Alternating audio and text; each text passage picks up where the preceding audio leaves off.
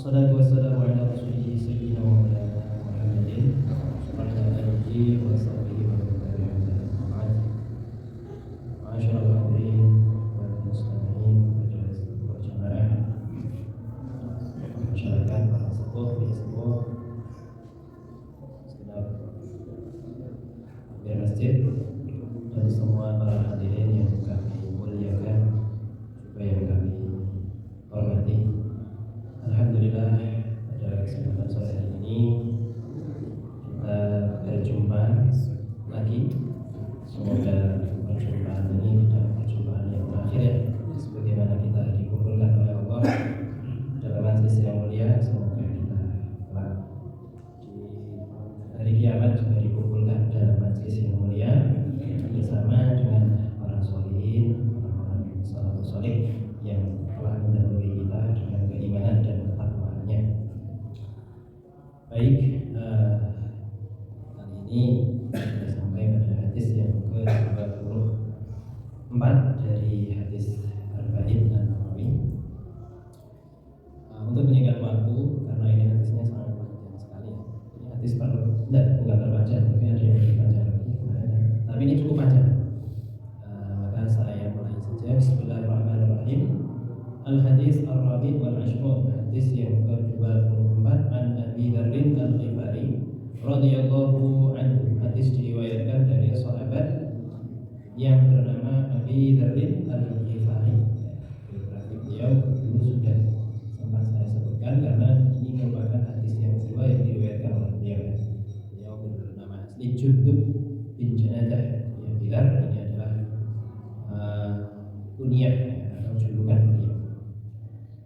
An Nabi sallallahu alaihi wasallam, dari Rasulullah, fima yarwihi an Rabbih azza wa jalla, dari Nabi yang merupakan langsung dawuhnya Allah subhanahu wa ta'ala. Jadi Nabi menceritakan bahwa ini adalah dawuhnya Allah. Semua hadis ya hakikatnya dawuhnya Allah. Cuma di sini Nabi menyebutkan bahwa ini langsung Allah yang dawuh, kemudian Nabi menirukan atau diistilahkan dengan hadis qudsi gitu ya.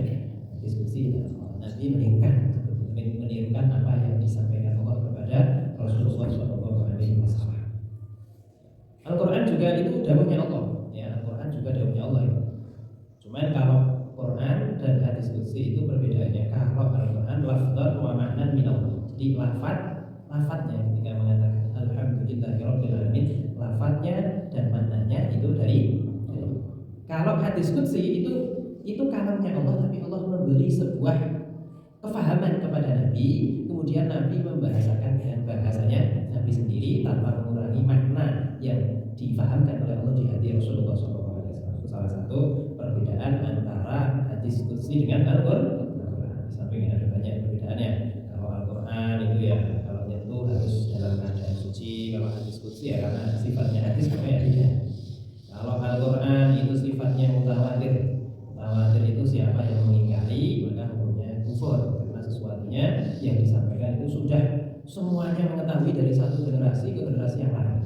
Sementara sifatnya hadis itu ya ini juga sebenarnya hadis mutawatir, tapi sangat jarang ya. Hadis banyak ada yang meriwayatkan 1, 2 sahabat, ya, hadis ahad, hadis aziz, hadis masyhur paling ada hadis mutawatir tapi 1, 2 hadis saja, kebanyakan hadis tidak mutawatir seperti itu.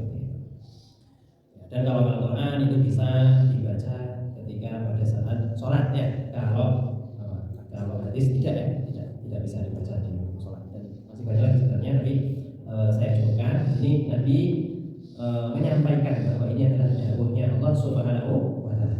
Qala, Allah berfirman, ya ibadi inni haramtu ad-dhulma ala nafsi wa ja'altuhu bainakum muharraman fala tadzalamu. Wahai hambaku, inni haramtu ad-dhulma, aku telah mengharamkan kezaliman. Zalim itu apa? Iqa'u syai' fi ghairi mawdi'i, yaitu menempatkan sesuatu tidak di tempat atau tidak sesuai dengan porsinya, itu namanya zalim. Ya. Jadi manakala kita sudah seharusnya taat beribadah kepada Allah sebagaimana Allah menciptakan diri kita, tapi kemudian kita jadikan bentuk maksiat, berarti pekerjaan kita, kelakuan kita dengan melakukan satu bentuk kemaksiatan itu adalah sebuah kezaliman, karena harusnya kita harus menempatkan pada satu ketaatan. Satu contoh kecil seperti itu. Ya Allah mengharamkan Untuk Allah tidak ada dolim. Kenapa? Karena Allah yang menciptakan kita, Allah yang menciptakan alam dunia ini seisinya. Sementara kalau yang menciptakan Allah dan diri kita dan semua yang ada di dunia ini adalah milik Allah, sebenarnya seandainya Allah melakukan dengan sesuka hati, melakukan dengan apapun itu tidak ada bahasa dolim. Tidak kalau kita salah maka kita dolim, ya. Kenapa? Ya karena diri kita bukan milik kita. Kita ini miliknya Allah. Kita diberi rezeki itu Allah memerintahkan untuk dijadikan perantara taat kepada Allah. Manakala kita meletakkan tidak sesuai dengan semestinya, maka itu dikatakan sebagai dolim. Karena yang ada di dunia ini adalah titipan dari Allah. Tapi kalau dunia ini itu miliknya Allah. Jadi semisal ada orang taat beribadah, kemudian Allah memasukkan orang tersebut di neraka. Allah kira-kira dolim atau tidak? Tidak dolim. Kenapa? Karena Allah yang menciptakan dia. Allah yang memberi dia kenikmatan. Jadi sesuka hati. Ibarat kata, semisal ya, kita punya sesuatu, ya, kita punya barang misalnya. Kemudian itu kita membeli barang itu dari hasil keringat kita. Kemudian barang itu kita buang atau barang itu kita rusak. Kira-kira dolim atau tidak? Tanpa dengan menyampaikan bahwa semua itu adalah pemberian dari Allah, ya. Secara hukum alam kita tidak dosa. Kenapa? Ya itu milik kita, terserah mau kita buang, mau kita kasih, itu merupakan hak kita. Allah pun demikian. Nah di sini Allah menyebutkan, wahai hambaku, ini haram tu'adul. Sesungguhnya Allah ataupun saya, Allah itu mengharamkan kezaliman pada diri saya. Wa ja'altuhu bainakum muharraman. Kemudian Allah memastikan hukum bahwa karena Allah tidak menerapkan dolim kepada siapapun, maka ya saya juga menetapkan hukum tidak diperbolehkan siapapun itu untuk berbuat dolim. Seperti itu ya, Allah mengharapkan untuk berbuat dolim. Fala tadzalamu, maka janganlah kalian semua berbuat dolim. Dolim itu maksudnya banyak, ya. Ada yang di situ dolim kepada diri sendiri, ya. Ada dolim kepada orang lain. Dolim kepada diri sendiri itu juga hukumnya haram, ya. Satu bentuk kedoliman yang paling parah, yang levelnya paling tinggi adalah al-isyraku billah, ya, yaitu menyekutukan Allah Subhanahu wa ta'ala. Allah menyatakan innasyirka la dzulmun adzim. Sesungguhnya kemusyrikan, ya, syirik itu adalah satu bentuk kedoliman yang paling besar.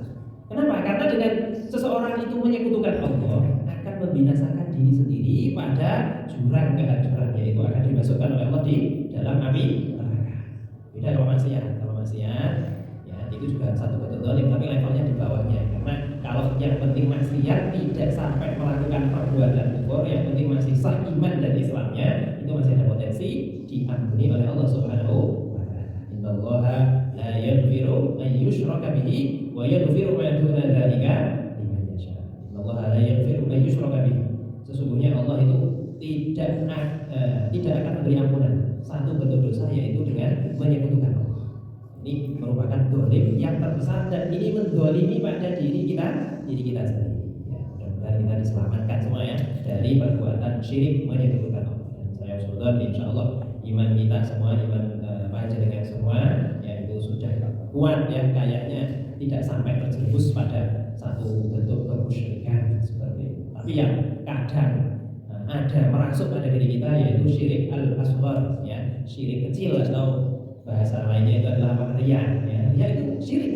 Harusnya yang namanya ibadah itu ditujukan kepada Allah, hanya kepada Allah. Kadang kita niatnya kurang lurus, kadang punya niatan selain Allah Subhanahu wa ta'ala, itu juga termasuk satu bentuk syirik, tapi syirik yang asghar yang tidak dimasukkan dalam ayat innasyirka la dzulmun adzim. Ada lagi satu bentuk kezaliman pada diri kita. Di antaranya lagi manakala kita menjatuhkan diri kita, menjerumuskan diri kita pada satu bentuk kemaksiatan. Semua bentuk kemaksiatan itu sama dengan zalim pada diri kita.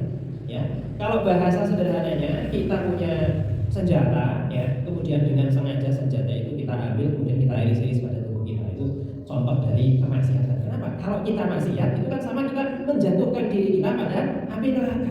Sementara Allah menyebutkan anfusakum wa ahlikum, jagalah diri kita dari api neraka. Maksudnya jangan kita mendekat pada api neraka dengan cara apa? Yang namanya neraka itu ya, pintu-pintu neraka itu ya manakala kita melakukan kemaksiatan. Jadi dengan kemaksiatan sama dengan kita zalim pada diri.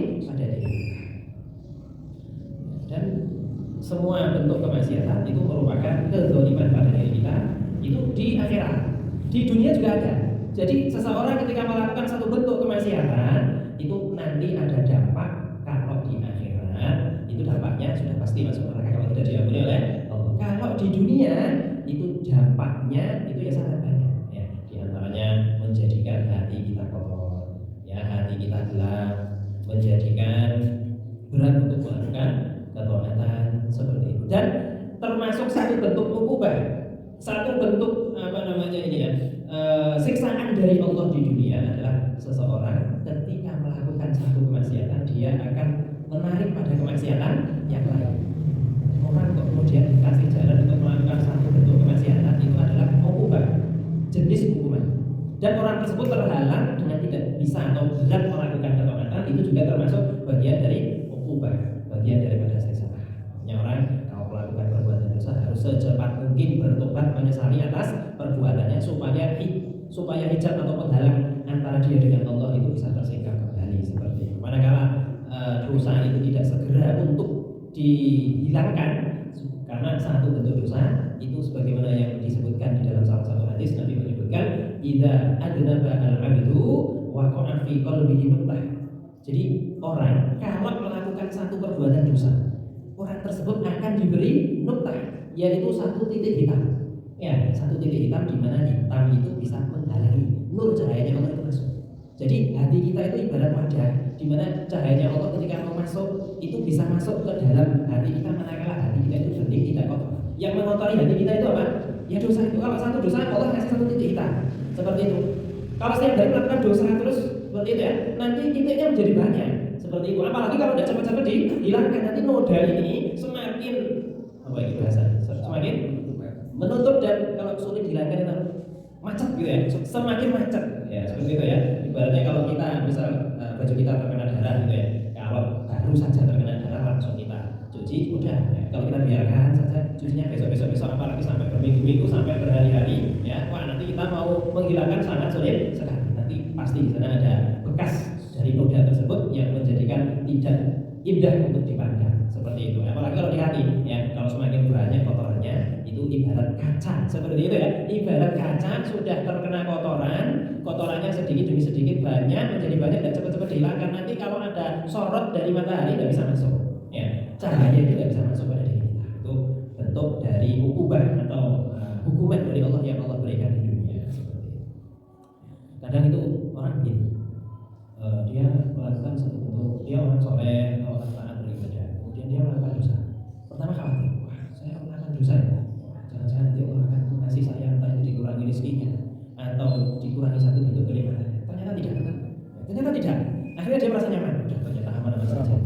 Orang pokok ternyata, ya, seperti itu ya, orang pokok. Setelah itu ya udah karena tidak apa-apa, besoknya melakukan lagi. Itu ukubah ya. Ketika orang melakukan satu perbuatan dosa dan dia nyaman-nyaman saja, gara-gara Allah tidak tegur, itu berarti pertanda bahwa Allah itu sedikit demi sedikit sedang berpaling. Nah, kalau kita ya awalnya kita dekat dengan orang yang kita pegang, kemudian orang itu berpaling, kita harusnya kan merasa prihatin, gitu ya. Loh, Allah tidak uji. Makanya orang soleh zaman dahulu ya, orang soleh itu kalau tidak pernah diuji itu khawatir, saya kok sehat terus saya tidak pernah sakit, kok Allah tidak pernah negur saya, jangan-jangan Allah sudah berpaling. Seperti itu ya, karena sebenarnya yang namanya sebuah dosa itu harusnya Allah memberi apa? Memberi kemudahan seperti itu ya. Bahkan tidak sekalipun ya, dalam satu hadis saya hafal teks dari hadisnya, tidak sekalipun seseorang ya dia kesandung gitu ya, kecuali dia habis melakukan satu perbuatan dosa seperti itu. Kesandung itu kan satu bentuk apa ya, sesuatu yang tidak kita inginkan sekalipun itu kecil seperti itu ya. Nah, itu juga satu bentuk ukubah. Bahasanya mu'akhadah ya, makanya di dalam Al-Qur'an kita memohon berdoa la rabbana la tu'akhidna in nasina aw akhtana. Ya Allah, jangan Engkau kasih mu'akhadah, yaitu balasan yang diberikan Allah di dunia itu namanya mu'akhadah atas in nasina aw akhtana, atas kelalaian saya atau kesalahan-kesalahan saya seperti itu. Jadi maksiat itu adalah maksiat pada diri kita itu merupakan satu bentuk kezaliman seperti itu. Kadang orang begini, ya terserah saya, maksiat saya yang nanggung, kamu tidak usah ikut campur. Nah, ini kadang ada ya, ketika ada orang ditegur bahasanya dengan bahasa seperti itu, dia kan sedang berbuat zalim ya, makanya ya yang sedang sadar harusnya apa? Mengingatkan ya sesama muslim, apalagi dia menzalimi diri sendiri, itu kan sama saja dia sedang menjerumuskan pada satu kebinasaan seperti itu. Sementara orang muslim itu al-muslim muslim, satu dengan yang lain itu bersaudara. Kalau saudara kita itu sedang kesusahan atau sedang dikasih musibah, maksiat itu adalah musibah terbesar seperti itu ya, musibah terbesar. Bahkan menurut para ulama mengatakan musibatud-din asyaddu min musibatid dunya. Musibah agama itu lebih parah daripada musibah musibah dunia. Ya, kalau musibah musibah dunia kita susah, kita juga ikut merasa prihatin ketika ada saudara atau teman kita terkena musibah dunia, entah itu kecelakaan, entah itu dihilangkan salah satu kenikmatan anggota keluarganya atau hartanya, kita merasa ikut susah. Orang terkena maksiat, melakukan maksiat itu juga bagian dari musibah. Kalau musibah dunia itu tidak seberapa, ya, dibanding dengan musibah agama. Musibah agama yang dimaksud adalah ketika seseorang melakukan kemaksiatan. Di dalam keterangan kitab itu disebutkan orang dulu itu ketinggalan jamaah saja, itu di takziah, ketinggalan jamaah karena itu musibah. Ya, gitu. Di takziah ya, takziah kan memberi hiburan, kemudian menanyakan ya, kamu apa, kelihatan sehat saja atau gimana? Gitu ya, itu orang dahulu. Apalagi kalau melakukan satu bentuk kemaksiatan ya, dipertake bahasa kita itu apa? Mertake bahasa di sana mertake. Itu apalagi kemudian dolim kepada sesama, dolim kepada orang lain. Ini yang berat ini, karena kita harus minta ridho, kita harus minta ikhlasnya. Kalau bisa menggantikan seperti itu ya. Kalau kita berbuat dolim dari sisi harta benda, kita pernah mengambil harta orang lain, harus dikembalikan. Kalau tidak nanti ada tuntutan besok di hari kiamat. Sekalipun kita hubungan dengan Allah itu mulus, kalau masih punya hakul adab ya, itu nanti akan dituntut ya, orang tersebut akan menuntut. Kalau kita semisal punya kebaikan, maka kebaikan kita akan diambil oleh dia, oleh orang yang pernah kita dolim. Kalau kemudian kok kita tidak punya kebaikan, maka keburukan orang tersebut akan dikasihkan pada diri kita. Ya, sangat repot seperti itu ya. Baik itu berkaitan dengan harta benda atau kehormatan. Termasuk hakul adab ya. Imam Ghazali menyebutkan termasuk hakul adab adalah riba ya, menggunjing. Karena itu termasuk hakul adab. Jadi untuk bisa diampuni kita harus minta itu, harus minta ikhlasnya. Makanya kita punya budaya bagus ya, di bulan Syawal awal itu ya, itu kita saling memaafkan, itu budaya bagus yang mungkin di daerah lain mungkin tidak ditemukan, di negara lain tidak ditemukan. Itu kesempatan kita untuk minta ikhlas, minta ridho. Cuman repotnya minta ridhonya itu seperti apa? Ada yang ekstrim ya, dawuhnya Sayyidah Aisyah, ini versi Sayyidah Aisyah. Minta ridhonya orang yang riba itu harus disebutkan. Soalnya saya pernah menguji kamu, dulu saya menceritakan tentang keburukan ceritanya begini, disebutkan. Sayyidah Aisyah kan repot ya, kenapa malunya kita? Kira-kira dengan ikhlas dah, saya punya hak dan gitu ya. Tapi menurut mayoritas ulama ya tidak mengambil dakwahnya Sayyidah Aisyah. Ya pokoknya kalau sudah minta ikhlas, minta ridho ya sudah cukup. Tapi kalau di logika itu lebih masuk Sayyidah Aisyah, karena yang namanya minta ridho kan dijelaskan apa ini bentuknya. Nanti saya kasih ridho. Misal saya pernah mengambil uang jenengan 10.000, kan harus disebutkan. Kalau saya dulu pernah mengambil uang. Masa mau bilangnya saya pernah mengambil uang itu aja, ridhonya nanti ditanya kan ngambilnya berapa ya, kalau cuma 10.000 ya udah saya ridho. Masa sudah pernah ambil 1 juta ya, kalau mau ridho ya nanti duluan, seperti itu kan. Hibah itu juga bagian dari hakul. Makanya solusinya ya, sesuai dengan isyarat hadis, kalau semisal kita mau mengembalikan, mau minta ikhlas ridhonya tidak memungkinkan, mungkin orangnya sudah meninggal atau orangnya terlalu jauh, kita tidak bisa menjangkau, nomornya sudah hilang, itu caranya dengan kita mendoakan kebaikan. Allahumma fir li atau lana, terus wali dawil hukuki alaih. Dawil hukuk itu artinya ya Allah ampunilah dosa saya, wali dawil hukuk, dan orang-orang yang pernah saya dolim, orang-orang yang dia punya hak terhadap saya. Jadi kalau besok mau dituntut di akhirat kan saya sudah mendoakan kamu, jadi kamu tidak usah nuntut. Nah, bisa nanti kita minta sama Allah seperti itu ya. Tapi itu kuncinya kalau memang orangnya sudah meninggal atau kita tidak bisa menghubungi. Kalau semisal kita masih biasa berjumpa, masih mungkin untuk meminta ikhlas, minta ridho ya, tetap jalurnya itu harus urut gitu ya, harus runtut seperti itu.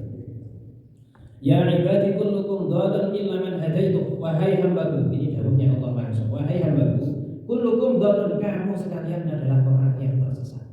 Kita semua pada hakikatnya itu ya dalam keadaan tidak punya iman, kecuali kalau memang mendapatkan hidayah dari Allah Subhanahu.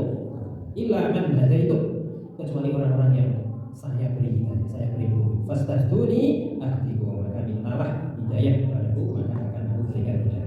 Nah, kita sebagai orang mukmin ya mengamalkan dan menjalankan perintahnya Allah ini. Manakala kita sholat, dalam sholat ada bacaan suratul Fatihah. Dalam suratul Fatihah ada ungkapan doa ihdinas siratal mustaqim. Allah berilah kami petunjuk ya, jalan yang lurus. Yang disebutkan lagi yaitu siratal ladzina an'amta, yaitu jalannya orang-orang terdahulu yang telah diberi nikmat. Siapa itu orang-orang yang telah diberi nikmat? Man atau Allah wa rasuluh faulaika ma'al ladzina an'ama Allahu 'alaihim minan nabiyyin wasiddiqin wasyuhada wassalihin wa hasuna ulaika rafiqa. Itu orang-orang terdahulu yang telah beriman, yaitu orang yang beriman dan beramal soleh dari kalangan para anbiya, sholihin, syuhada. Seperti itu ya orang-orang terdahulu. Kita minta semoga kita diberi jalan sebagaimana orang-orang terdahulu telah diberi jalan yang lurus seperti itu. Kita selalu ngomong, kita menyadari, kita memahami bahwa tanpa hidayah dan petunjuk Allah kita tidak akan mendapatkan hidayah. Seperti itu ya. Sebagaimana dalam Al-Quran, wa wajada adzalan fahada. Ya. Awalnya seseorang itu dalam keadaan tersesat, kemudian Allah memberikan petunjuk. Ada yang orang itu masih dalam keadaan kesesatannya, yaitu dalam keadaan kekufuran. Hidayah kan tingkatannya macam-macam ya. Hidayah Islam, hidayah iman, ada hidayah melakukan perbuatan ketaatan. Ada orang ya dia diberi iman, dia diberi Islam, tapi untuk taat belum dikasih. Itu juga bagian daripada hidayah itu macam-macam. Ya, kita meyakini yang namanya hidayah itu adalah fadl. Fadl itu anugerah. Dzalika fadlullah yu'tihi may yasha. Anugerah Allah itu diberikan kepada siapa? May yasha. Sesuai dengan apa yang dikehendaki Allah. Sakarepe Gusti Allah. Nah, kita ini termasuk orang-orang pilihan yang dikehendaki Allah diberi hidayah. Yudhillullahu ma yasha wa yahdi. Allah memberi hidayah kepada mereka yang Allah kehendaki. Ya. Jadi di sini Allah memberi bahasa fadlullah. Fadl itu apa? Anugerah. Anugerah itu apa? Anugerah adalah pemberian yang diberikan secara cuma-cuma. Kalau semisal ada orang saya beri, ya saya beri tapi karena dia bekerja, ya kamu kerja ya di tempat saya ya dari jam sekian sampai jam sekian, setelah selesainya tak kasih upah. Ini diberi, tapi pemberiannya bukan fadl. Karena apa? Dia diberi karena dia telah melakukan satu perbuatan jasa ya, namanya jasa seperti itu. Kalau fadl itu tidak. Fadl itu Allah memberikan sesuatu, ada yang saya beri, ada yang tidak diberi, dan itu kehendak Allah. Dan alhamdulillahnya kita termasuk orang-orang yang dipilih diberi hidayah oleh Allah, di mana hidayah ini bukan karena bapak kita, bukan karena abah kita, bukan karena usaha kita juga bukan. Itu murni pemberian dari Allah yang diistilahkan dengan fadl seperti itu. Ya ibadi kullukum jari'un illa man an'amtu. Wahai hambaku, kalian semua adalah jari, orang yang lapar kecuali mereka yang saya kasih makan. Ya Allah ingin menampakkan sifat ketuhanannya, sifat kepangeranan dari Allah Subhanahu wa taala, bahwa segala sesuatu semuanya itu adalah Allah yang memberi, Allah yang menciptakan. Wallahu khalaqakum wa ma ta'malun. Allah yang menciptakan kita semua, dan Allah juga yang menciptakan amal perbuatan kita. Allah yang memberikan kita semua, memberi makan, memberi minum. Ya ibadi kullukum 'alaihi illa man kasab. Wahai hamba kalian semua itu adalah terlahir dalam keadaan telanjang. Ya. Illa man kasab. Ya. Kita kok kemudian memiliki pakaian, ada sesuatu yang bisa untuk menutupi aurat kita, menutupi kemaluan kita, ya. Kemudian naik level lagi, ya, pakai pakaian bukan hanya sekedar menutupi aurat, tapi untuk memperindah penampilan seperti itu ya, untuk mengikuti tren, untuk mengangkat derajat seseorang dengan pakaiannya. Itu semua pada hakikatnya yang memberi kita pakaian itu. Jadi Allah ingin menampakkan bahwa manusia itu pada hakikatnya benar-benar dalam keadaan lemah, dalam keadaan sama sekali tidak memiliki daya dan upaya. Semuanya ya pemberian dari Allah Subhanahu wa taala. Ya ibadi innakum tukhti'una bil-laili wan nahari wa ana aghfiru dzunuba jami'an fastaghfiruni aghfir lakum. Wahai hambaku, kalian semua siang dan malamnya melakukan satu perbuatan dosa. Wa ana aghfiru dzunuba jami'an, dan aku Allah ya akan memberi ampunan seluruh dosa-dosa kamu. Fastaghfiruni aghfir lakum. Maka minta ampunan kepadaku, maka saya akan memberi ampunan. Ini sebuah kabar gembira bagi kita semua. Allah itu memiliki sifat ya Al-Ghaffar, At-Tawwab, Rahman, Rahim, ya. Allah akan memberi ampunan kepada diri kita atas dosa-dosa. Kullu bani Adam khata'un wa khairul khata'in at-tawwab. Semua anak Adam itu tidak ada yang bisa terlepas dari satu perbuatan dosa, ya. Dan yang sebaik-baik anak Adam itu adalah mereka yang bertaubat minta ampun kepada Ya ibadi innakum lan tablughul dharri fatadurruni wa lan tablughu naf'i fatafa'uni. Wahai hambaku, saya baca-bacanya sudah mepet itu. Wahai hambaku, kalian semua lan tablughul dharri fatadurruni, tidak akan sedikit pun memberi bahaya terhadap diriku sebab kemaksiatan yang kita lakukan. Kalau orang berpaling kepada Allah, kita tidak sholat, kita tidak menetapi syariat, itu tidak sedikit pun mengurangi kekuasaan Allah, maha ketuhanannya Allah. Ya, seperti manusia ya. Manusia mana manakala orang lain berpaling pada mereka, maka kekuasaannya akan berkurang. Kalau Allah tidak butuh kita semua. Walan tablughu naf'i fatanfa'uni. Kalian semua juga tidak akan sedikit pun memberi manfaat terhadap. Kalau kita beribadah merasa bahwa kita berjasa kepada Allah, karena kita sudah ikut meramaikan dunia dengan bersujud dan yang lain sebagainya. Dan Allah tidak butuh ibadah kita. Seandainya kita berpaling, tidak sedikit pun kerajaan Allah berkurang, ini tidak. Seperti itu. Ya ibadi law anna awwalakum wa akhirakum wa insakum wa jinnakum kanu ala atqa qalbi rajulin wahidin minkum ma zada dzalik fi mulki syai'an. Seandainya mulai generasi pertama sampai akhir yang manusia pernah diciptakan oleh Allah, baik itu manusia dan jin, mereka semua ahli ibadah semua. Tidak ada yang maksiat. Sedikit pun tidak menambahkan mulki, tidak menambahkan kerajaan Allah. Ya, jadi kita beribadah bukannya kok kita memberi manfaat pada Allah, bukannya kok Allah butuh pada kita, tidak seperti itu ya. Jangan merasa kita berjasa, saya sudah berjasa pada Allah karena saya sudah bersujud, sama sekali. Allah tidak butuh ibadah kita semua. Ya ibadi law anna awwalakum wa akhirakum wa insakum wa jinnakum kanu ala afjuri qalbi wahidin minkum la naqasada min mulki syai'an. Wahai hambaku, seandainya generasi awal sampai akhir manusia dan jin semuanya tidak ada yang beribadah, semuanya berbuat kezaliman, semua fajir semua, ya mana qasada min mulki syai'an, tidak sedikit pun berkurang ya kerajaan atau kepemilikan Allah Subhanahu wa taala. Ya ibadi law anna awwalakum wa akhirakum wa insakum wa jinnakum qamu fi sa'idin wahid. Wahai hambaku, seandainya orang generasi awal sampai akhir semuanya berkumpul ya fasaluni, minta semua kepada Allah, fa'ataitu kulla wahidin mas'alatah, kemudian Allah memberikan satu persatu dari apa yang mereka inginkan. Yang minta ini dikasih, minta itu dikasih, semuanya dikasih semua. Mana qasadani bima indi ila kama yusul mihyat idza udkhilal bahr. Tidak sedikit pun berkurang apa yang dimiliki oleh Allah Subhanahu wa taala. Ya ibadi innama hiya a'malukum usiha lakum tsumma uwaffikum iyyaha.